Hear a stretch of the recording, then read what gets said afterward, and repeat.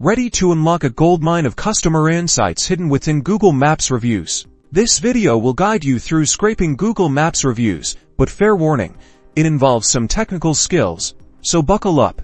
First, you'll need to choose your weapon. A web scraping tool or library. Popular choices include Python with Beautiful Soup and Selenium, or dedicated scraping services. Next, you'll need to identify the specific Google Maps URL containing the reviews you want to extract. Then, inspect the HTML structure of the page using your browser's developer tools. Look for the HTML tags and classes that contain the review text, ratings, and other relevant information. Now, write your scraping code to target these specific elements and extract the data. Be mindful of Google's terms of service and robots text file, which outlines what you can and cannot scrape. To implement delays in your script to avoid overwhelming the server and getting blocked. Once you've scraped the data, clean and format it into a usable format, like a CSV file or a database. Finally, analyze the extracted reviews to uncover valuable insights about customer sentiment, product quality, and areas for improvement. Remember, ethical scraping practices are crucial. Happy scraping!